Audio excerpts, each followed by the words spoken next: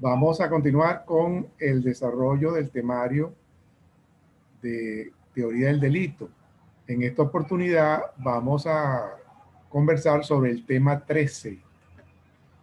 El tema 13 del programa, que tiene el siguiente contenido: el concurso de personas en el delito, el autor, formas de autoría, autor inmediato, autor mediato y coautores, la participación, reglas en materia de participación, clases de partícipes, instigador, cooperador inmediato y cómplices.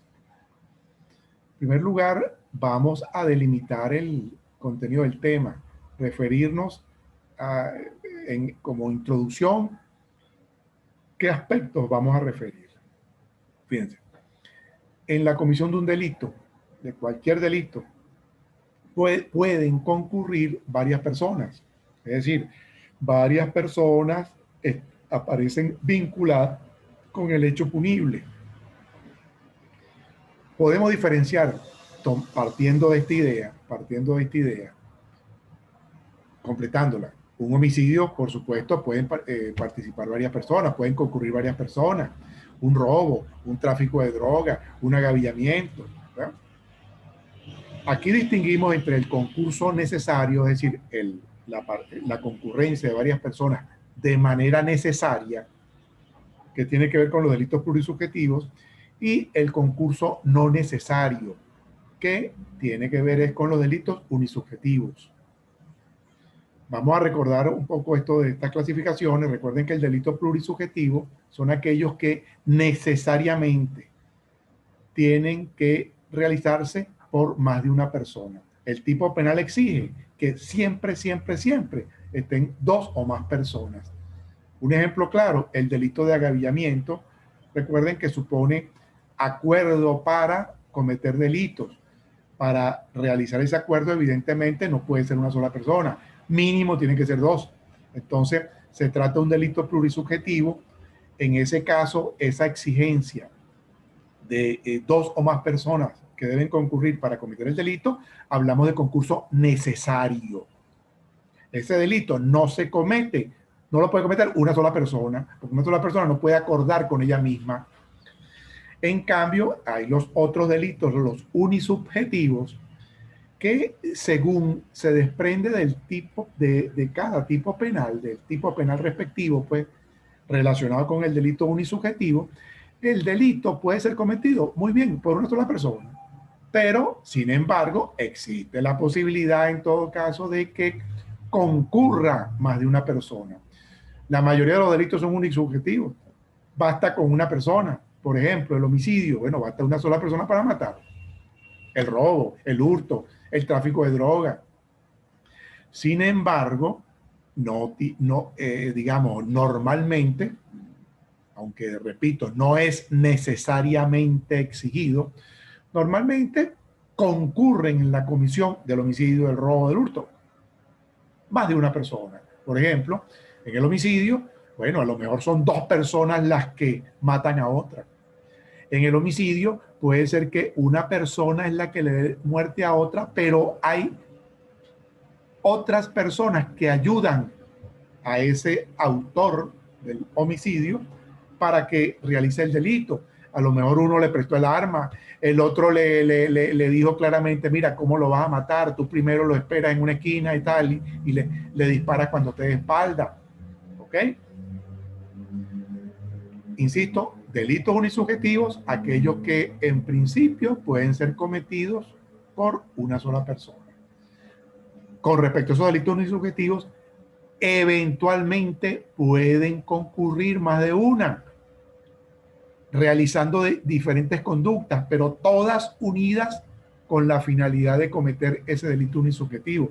En esos casos, cuando en los delitos unisubjetivos participan más de una persona, o más que participan, vamos a ir delimitando, ¿verdad?, también los términos, concurren en su comisión más de una persona, hablamos de concurso no necesario. No necesario porque no lo requiere el tipo penal, ¿ok? Porque se trata de delitos unisubjetivos. Pero sin embargo, eventualmente pueden concurrir más de una. En estos casos, además del autor o autores, otras personas distintas al autor o autores. Esas otras personas las vamos a denominar partícipes. Pueden contribuir en la realización del delito de diversa manera y con diversa intensidad, con conductas distintas a las requeridas por el tipo penal. Va a haber, en el homicidio va a haber 1 o 2, 3 que matan, que dan muerte, es decir, que realizan la conducta típica. Pero sin embargo, estos serían autores, sin embargo, aunque ya vamos a profundizar pues, en esas definiciones, sin embargo, pueden contribuir para que este 1, 2, 3 señores maten, pueden contribuir otras personas. Esas otras personas que no dan muerte, sino que ayudan al que da la muerte o a los que dan la muerte, son los partícipes. Por supuesto, esas otras personas participan, son partícipes de diversa manera, es decir, realizando diversas conductas, por supuesto, siempre distinta a la esencialmente establecida en el tipo penal. Conducta distinta con diferente nivel de intensidad.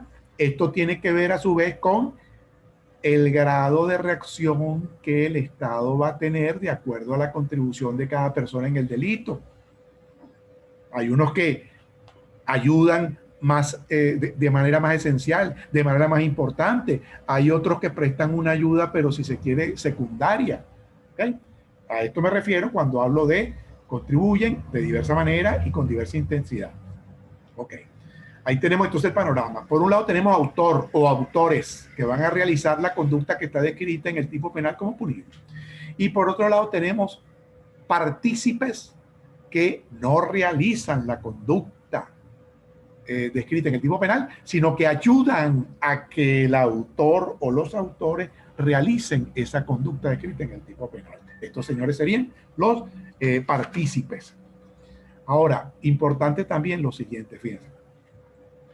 En la parte especial del derecho penal, donde está la lista de delitos, donde están los tipos penales, normalmente, mire, excepcionalmente, quizá en nuestra legislación uno que otro no cumple esta regla, pero normalmente el tipo penal está redactado pensando en el autor o perpetrador del hecho, no pensando en el cómplice, en el cooperador, en el instigador, ¿ok?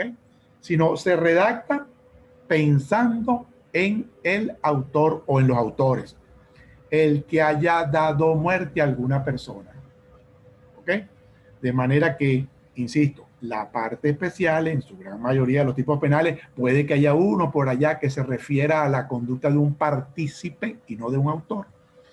Pero en general se refieren es a la conducta del autor, lo que debe realizar un señor que vamos a llamar autor para que se configure el delito.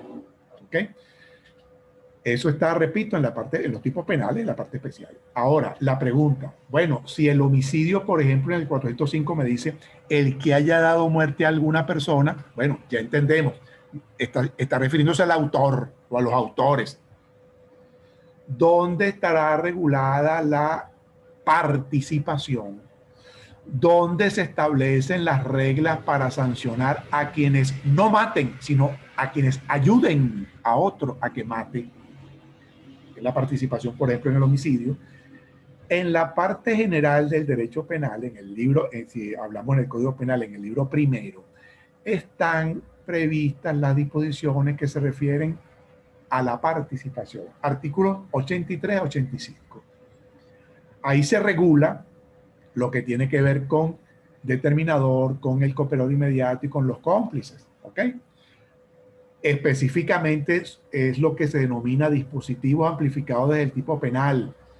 Esas normas 83, 84 y 85 se aplican también a cada delito, a cada tipo penal que está en la parte especial, por supuesto, siempre que su naturaleza lo admita. Dispositivos que amplían los tipos penales, dispositivos amplificadores del tipo penal, porque el legislador, en vez de colocar 405 del Código Penal, el que haya dado muerte a alguna persona será sancionado con tanto. El que coopere de manera inmediata con alguna persona para que ésta dé muerte a otro será sancionado con tanto. El que determine a otra persona para que le dé muerte a otro. El que colabore, no, sino simplemente refiere, como les acabo de decir, la conducta del autor y establece de manera general unas disposiciones que tienen que ver con los partícipes. 83, 85 los artículos. Aquí tenemos, hasta ahora entonces podemos ir resumiendo, vean. Por un lado tenemos, digamos, de todas estas personas que pueden concurrir en la comisión del delito, tenemos unos señores que vamos a llamar autores. Autor que puede ser autor inmediato, autor mediato o coautores, si son más de uno, ¿verdad? Ok. Y por otro lado tenemos unos señores que vamos a llamar partícipes, que son el determinador o instigador, previsto en el artículo 83 también, el cooperador inmediato, previsto en el artículo 83, y los cómplices, que están regulados en el artículo 84 del Código Penal. Aquí está, digamos, el resumen de este tema. Por un lado, vamos a examinar lo que tiene que ver con el autor, y por otro lado, vamos a examinar lo que tiene que ver con los partícipes, autor y partícipes. Ok. Continuando, de una vez vamos a empezar a examinar lo relacionado con el autor. El autor, en primer lugar, vamos a aclarar que el Código Penal, y así lo dice el artículo 83, se refiere a el autor o a los autores como perpetradores. Fíjense, el artículo 83 como nos dice, cuando varias personas concurren a la ejecución de un hecho punible, este es el concurso no necesario, cada uno de los perpetradores, ahí está refiriéndose, eso es sinónimo de autor, y de los cooperadores inmediatos, ya es una primera categoría de partícipes, queda sujeto a la pena correspondiente al hecho perpetrado. En la misma pena incurre el que ha determinado a otro a cometer el hecho. Ese es el determinador, que es otra modalidad de partícipe. En todo caso, esta primera lectura del artículo 83 es para indicarles que el término perpetrador que utiliza el legislador en el artículo 83 del Código Penal hace referencia al autor, perpetrador o perpetradores, autor o autores. Ese señor autor, ese señor perpetrador, es el que realiza los actos típicos, es el que realiza la conducta descrita en el tipo penal como punible. ¿Ok? Recuerden, ya examinamos toda esa parte, ustedes tienen en el tipo penal buscar cuál es el verbo rector, en qué consiste la conducta sancionada. Bueno, el que realiza esa conducta sancionada, a ese señor lo vamos a llamar autor. Aquí hago una especie de metáfora. El autor viene siendo el protagonista de la obra llamada delito. El actor, no autor, el actor principal de esa película, de esa obra, ¿verdad? El muchacho de la película, vamos a ponerlo como más coloquialmente, ¿verdad? Ese es el autor o los autores. A veces hay varios muchachos de la película, a veces hay varios protagonistas, ¿verdad? En cualquier obra. Bueno, imagínense una obra llamada Delito, hay uno o varios actores principales y hay otros, puede haber otros actores secundarios, los actores de reparto. Esos actores de reparto serían los partícipes. ¿Okay?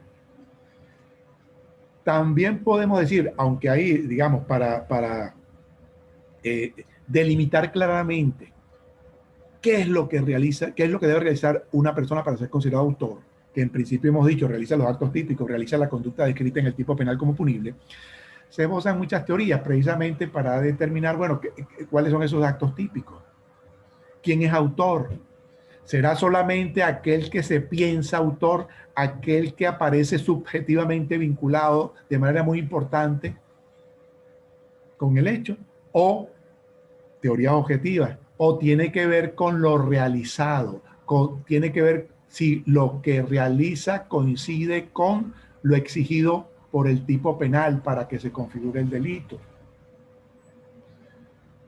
Las teorías objetivas, evidentemente, de mayor peso, las teorías objetivas materiales, y mucho más actualizada, mucho más completa, es referir al autor o a los autores como aquellos que realizan la conducta típica porque tienen el dominio del hecho, tienen el dominio final del hecho. Recuerden la necesidad de que la conducta de la persona esté dirigida a un determinado fin, dirigida a la realización de la conducta descrita en el tipo penal. Bueno, quien tenga el dominio del hecho, precisamente es el protagonista, es el actor principal de la película.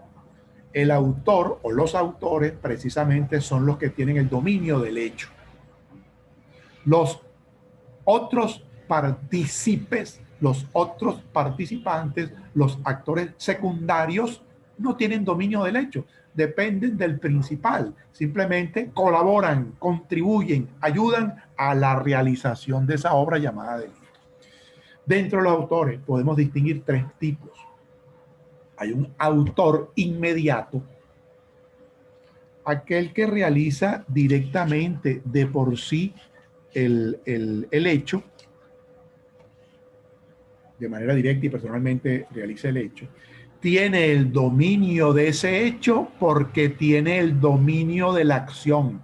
Domina el hecho a través del dominio de la acción. ¿Por qué? Porque él directamente realiza la conducta descrita en el tipo penal. Normalmente, digamos, es el tipo de autor más claro, el autor inmediato. El que le da muerte directamente a otro, el que toma la pistola y aprieta el gatillo dirigido hacia la humanidad de otra persona con intención de matarla.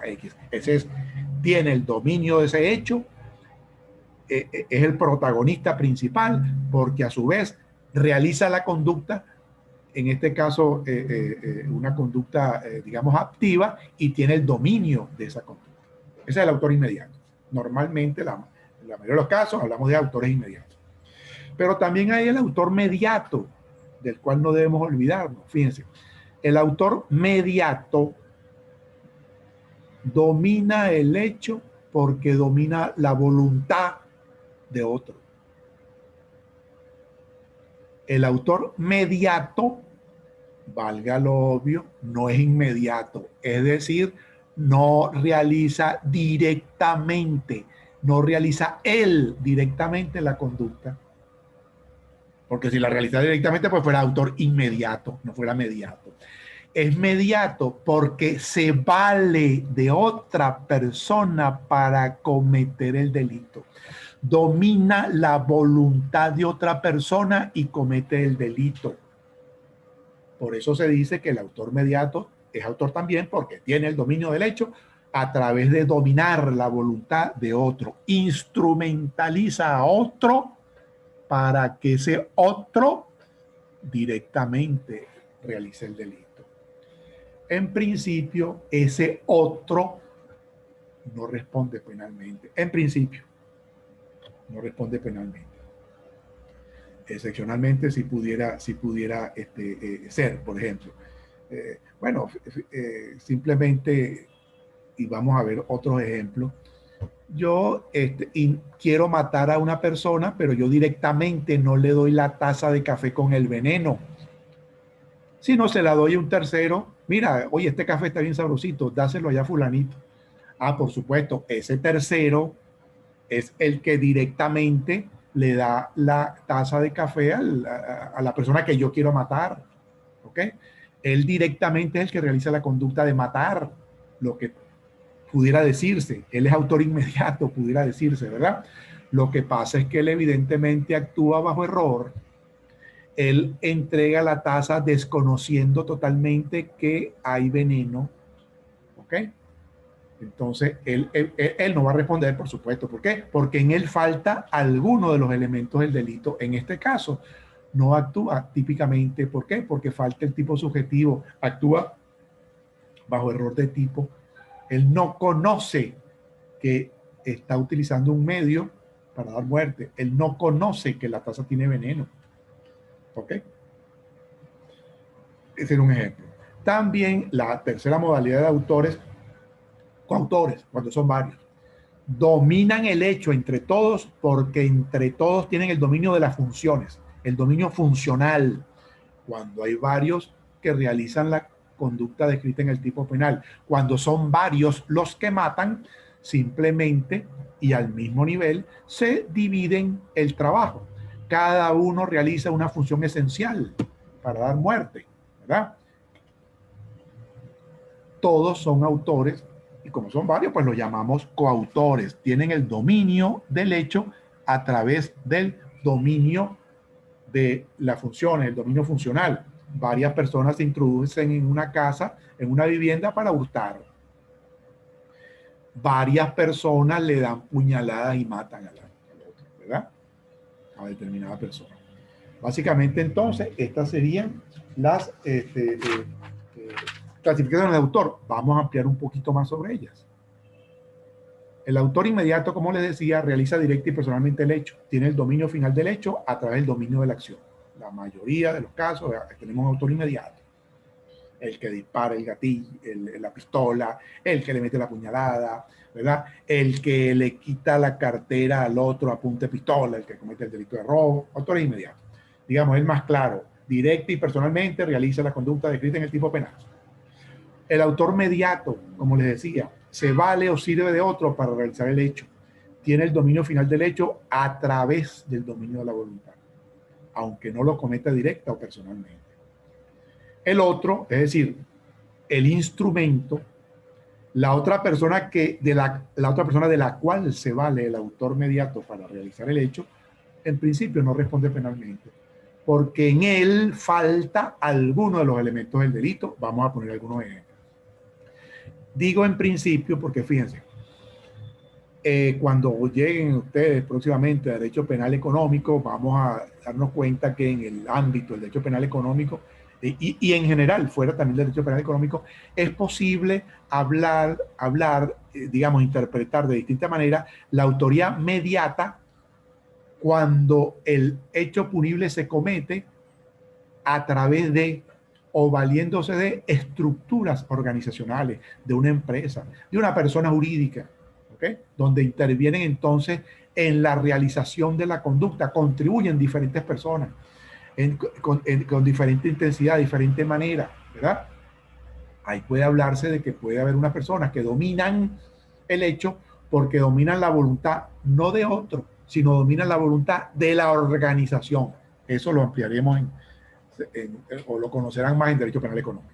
Pero en todo caso, hasta hoy, quédense con la idea de que en principio la persona de la cual se vale el autor mediato para cometer el hecho, en principio no responde penalmente, precisamente porque en él, y vamos a ver diversos casos, en él está ausente alguno de los elementos del delito. Fíjense, por ejemplo, y estos son ejemplos derivados de la obra del doctor Juan Luis Modolel, la teoría del delito. Fíjense, un primer caso. Un niño, y aquí yo creo que más exactamente pudo haber sido un adolescente o un adulto, ¿no? Porque el niño evidentemente no responde penalmente. Un adolescente de 14 para arriba o un adulto. Es lanzado sobre otras personas en la piscina. ¿Por qué? Porque dos amigos, eso ejemplo lo hemos manejado, dos amigos lo agarran y lo lanzan, ¿verdad? A la piscina donde hay algunas personas, resulta lesionada uno de los que estaban en la piscina, ¿verdad? El sujeto, la persona que fue lanzado, recuerden, no realiza una conducta relevante para el derecho penal. ¿Por qué? Porque en él lo que hubo fue puro movimiento corporal. Él fue dominado por otros. ¿Ok? Falta el elemento interno de esa conducta. No hay conducta relevante para el derecho penal. De manera que ahí está ausente, en este caso concreto, el primer elemento del delito. No hay conducta relevante para el derecho penal. El mismo caso, el sujeto instrumentaliza a la víctima para que se autoinflija un daño. Yo utilizando fuerza física, hago que la misma víctima sea la que se introduzca el puñal. Evidentemente, esa otra víctima, o la víctima, por supuesto, uno puede decir, bueno, ella misma fue la que se lesionó o se causó la muerte. No, ella no realiza una conducta relevante para el derecho penal. El que la realiza es quien lo constriñe físicamente, quien lo domina físicamente y lo instrumentaliza para que ella misma se autoinflige un daño. En estos dos casos, ausencia del primer elemento, no hay conducta. Un segundo caso, Alguien es usado como instrumento para transportar drogas en un sobre aparentemente inocuo. Yo me valgo de un amigo, oye, tú vas a ir para Europa, mira, llévate este encargo, mira este paquetico para que se lo deje allá a un amigo mío que te va a estar esperando en el aeropuerto, dame ese favor. Esa persona absolutamente inocente, creyendo en mí, lleva su paquetico. Yo le digo, mira, esas son unas medicinas, o esas son unas, no sé, unas cartas, unos papeles, X. Resulta que ahí va droga, él no sabía. Yo me valgo de él para traficar drogas. Yo me valgo de él para transportar drogas. Yo respondo, por supuesto, pero vean que yo directamente no estoy realizando la conducta, ¿verdad? Pero sí debemos entender que sí la realizo a través de otro, sí la realizo dominando la voluntad de otro. Ese otro no va a responder porque él no conoce que lo que transporte es droga, ¿ok? Faltaría el elemento típico, ¿ok? No hay tipicidad subjetiva. Igual, que el ejemplo que ya les había dicho hace un rato, el sujeto le da a otro la taza de café con veneno para que se la sirva un tercero. Ese otro que recibe de mí la taza envenenada y se la da a un tercero a quien yo quiero matar, evidentemente actúa sin dolo. Él desconoce que está utilizando un medio capaz de matar, que es el veneno que está en la taza de café. ¿Ok? Él no va a responder. Un tercer caso. Hasta ahora hemos visto, falta la conducta, después falta la tipicidad. Este caso que vamos a ver, falta antijuridicidad. El policía que detiene a un ciudadano con una orden de detención inventada. No podemos decir que el policía incurre en privación ilegítima de libertad, porque la orden es ilegal, pero él no conocía, él simplemente actúa justificadamente, él actúa en ejercicio de su autoridad o en cumplimiento de su deber de policía, porque él es el encargado de ir a detener a las personas cuando del tribunal le mandan las órdenes de detención, ¿verdad? Responderá por privación ilegítima de libertad quien le dio a él, con el conocimiento pleno, le dio la orden de detención, seguramente el juez que emite una orden ilegítima, ¿verdad? Ese será el que incurre en la privación ilegítima de libertad, pero no el policía lo hace justificadamente porque lo detiene a la otra persona en ejercicio de su autoridad en cumplimiento de su deber. Falta la antijuridicidad. Y por último, el otro elemento del delito que nos falta para colocar un ejemplo, el caso más típico, más utilizado en la doctrina para explicar lo del autor mediato. El sujeto, autor mediato viene siendo, se vale de un loco, de un inimputable, para que ataque y lesione a otros. ¿Ok? Esa persona quien directamente produjo las lesiones, quien directamente atacó a los otros, estamos diciendo, es inimputable, es un loco en los términos del Código Penal, ¿verdad? Él no va a responder. Él realiza una conducta típica antijurídica, pero no culpable, porque no es imputable. ¿Ok? Por eso no va a responder. Responde precisamente quien, con todo el conocimiento quien dominó la escena, quien dominó la voluntad de ese pobre loco, quien lo instrumentalizó para que atacara a otros. Recuerden aquel refrán, la culpa no es del loco, sino del que le da el garrote. Bueno, ese es el autor mediato, el que le da el garrote al loco. ¿Ok? Entonces, son ejemplos para demostrar que en principio el otro no responde penalmente porque simplemente fue un instrumento, porque en él, de acuerdo al caso, digamos, puede faltar o falta, evidentemente, mejor dicho, falta alguno de los elementos del delito con respecto a él, o la conducta, la tipicidad, la antijuridicidad o la culpabilidad. ¿Ok? En cambio, por supuesto, el autor mediato sí va a responder. Por último, hacemos referencia a los coautores. Los coautores, varios autores simplemente, se reparten entre sí las funciones principales, no las secundarias, no las accesorias, sino todos realizan la conducta esencial que está descrita en el tipo penal como punible. Se dividen el trabajo simple y llanamente.